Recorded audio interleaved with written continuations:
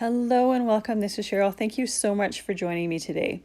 In this video, I'm going to use this Shopping Spree die from Spellbinders, and it's got a mechanism right with the die set that makes those feet dance or rock. You can see it right with that hole at the top of the die there.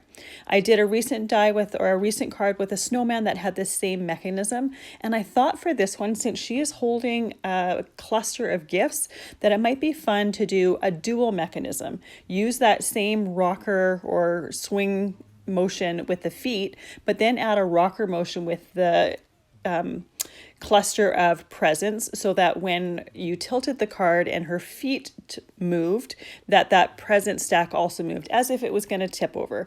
Now there's no way to, or there is a way to make it completely tip over and tumble down, but there's no body to this die, so I didn't want to do that. I just wanted it so that this present cluster would tilt over as if it was going to fall. So the very first thing I'm going to do is create all of the pieces from this die set. So what I like to do is I like to use lots of scraps for these. Most of these dies are nice and tiny, so they're perfect for using scrap pieces up. For that present cluster, I want to have a bunch of different metallic and glitter papers just to make it nice and sparkly and have lots of texture to it.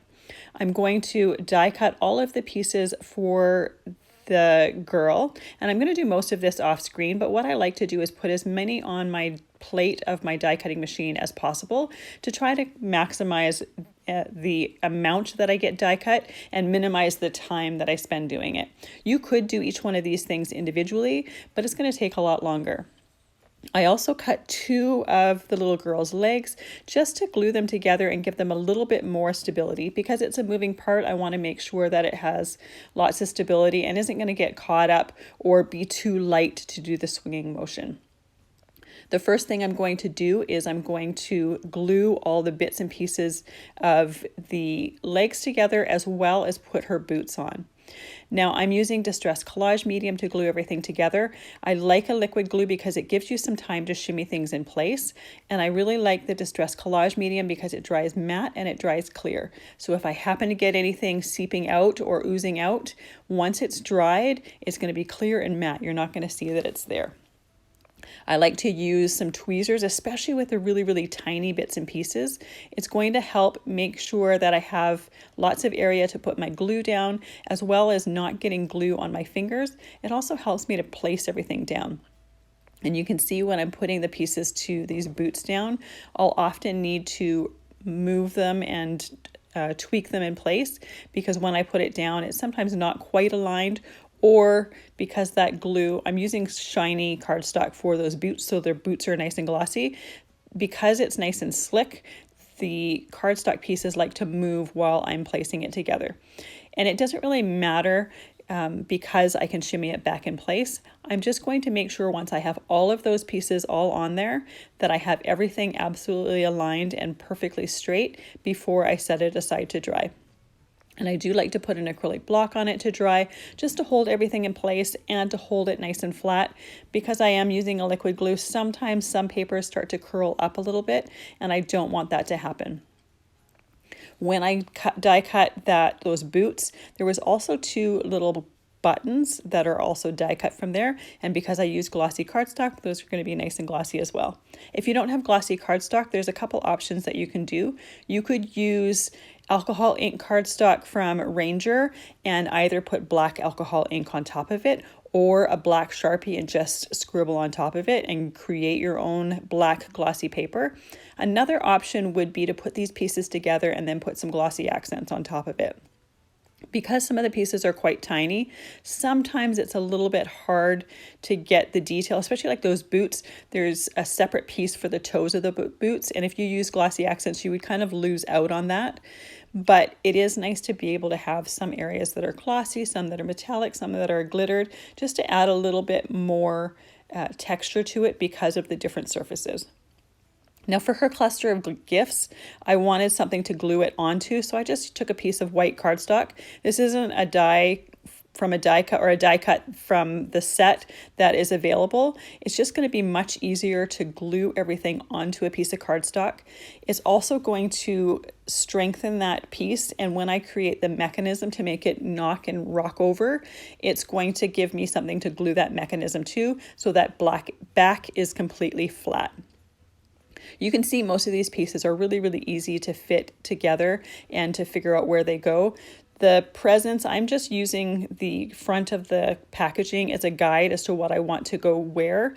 There's no real right way or wrong way. You can stack them however you want. There's lots of different sizes of boxes, as well as there's the other die that has the string and the bow pieces on it. I cut them multiple times at a different cardstock, so I have lots of choice while I am gluing everything together. I'm not going to be using all of the pieces that I die cut here. I'm going to be using bits and pieces of them, and I'll have extras left when I'm done. Typically, I'll just put those extras in a Ziploc bag and put it right back in the packaging with that die, so that next time I'm creating, if I want to use those pieces, I can. I could always just save them for future projects. I have mostly golds and green glitter paper here that I'm using. I'm going to do some holographic ribbon on the top. It's just a piece of cardstock that was previously done with a foiling project, so it's just foiled cardstock, but it's a nice different texture, and I want to make sure that those bows and the ribbons are visible on there. Now I put that gold square piece on the back of a piece of white glitter cardstock. When I was doing my present stack here, there was just too much green and gold, so I wanted to add a little bit of a different texture to it, so I'm just putting a piece of white glitter cardstock in the front just to kind of break that up a bit. The sky's the limit when it comes to these things. Obviously, presents and wrapping come in many different colors, shapes, and sizes, so you can really have fun with this. This one is more of a Christmas themed one, but you absolutely don't have to. It could be a birthday, it could be really anything where you're giving someone a gift.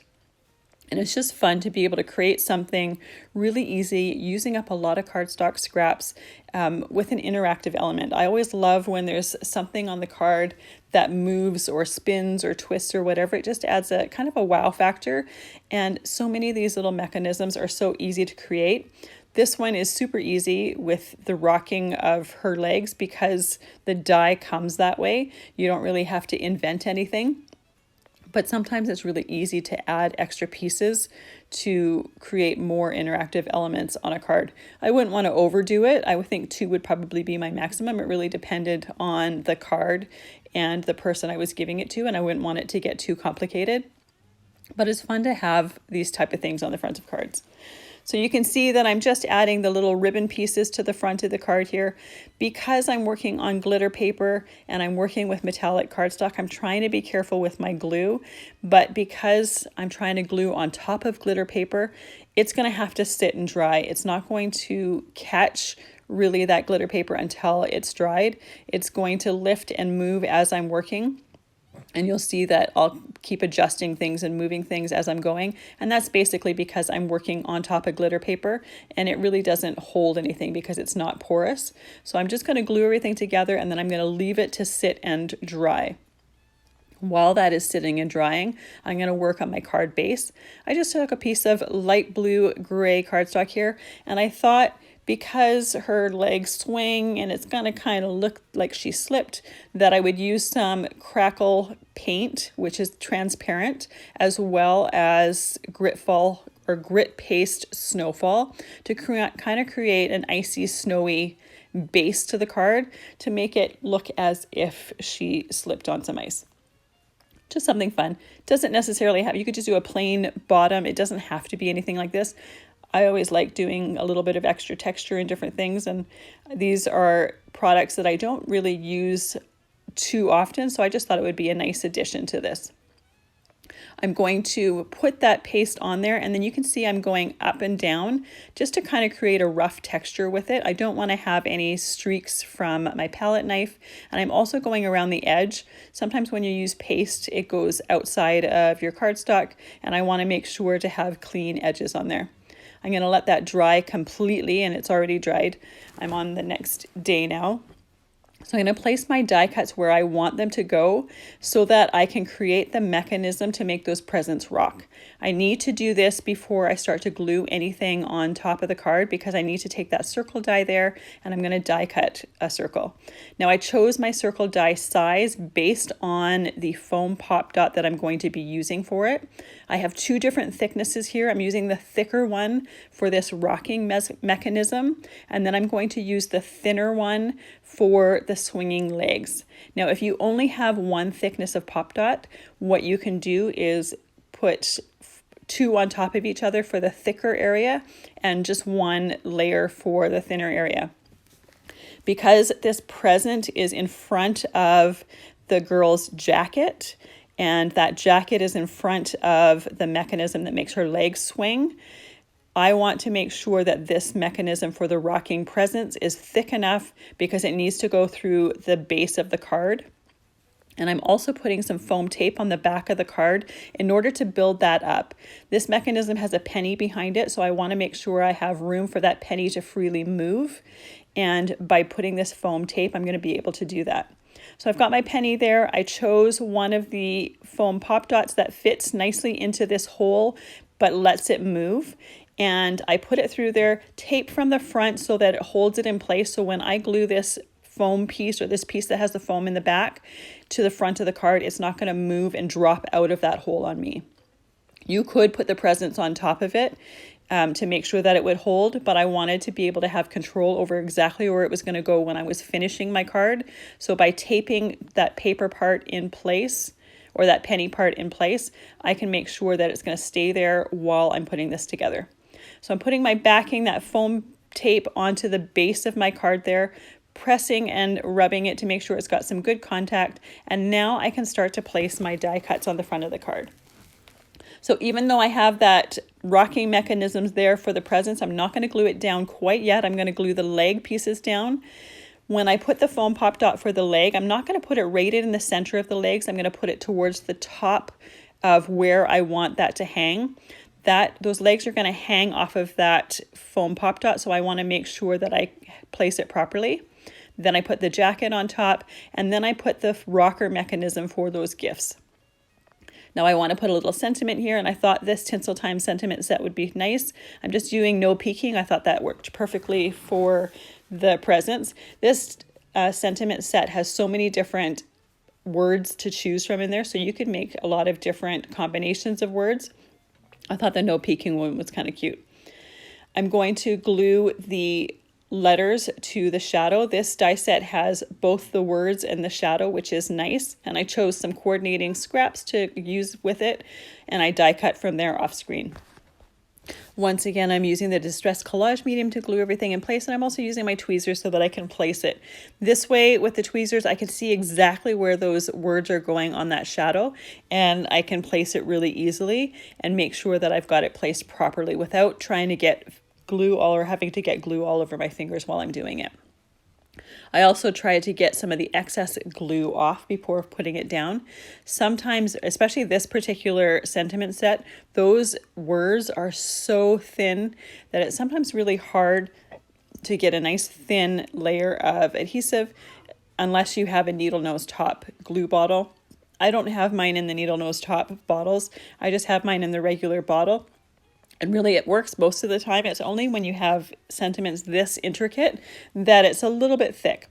But by taking a little bit off ahead of time, I can remove that excess. And I also took my die pick afterwards, as you saw, and I could use the end of that die pick just to remove some of the excess glue. You wouldn't see it when it's dry, but it does sometimes create just a little bit of bleeding from the cardstock. I was noticing that it was starting to bleed the red into the white. So just to eliminate that, it was very easy to take my die pick and just remove any excess glue to remove that. Once I have my sentiment placed down, I can shimmy it into place and we let it dry and we're good to go.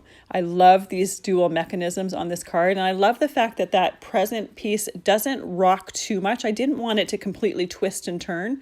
I wanted it to just kind of tilt, and it worked perfectly. Thank you so much for joining me today. I hope you have a fabulous day.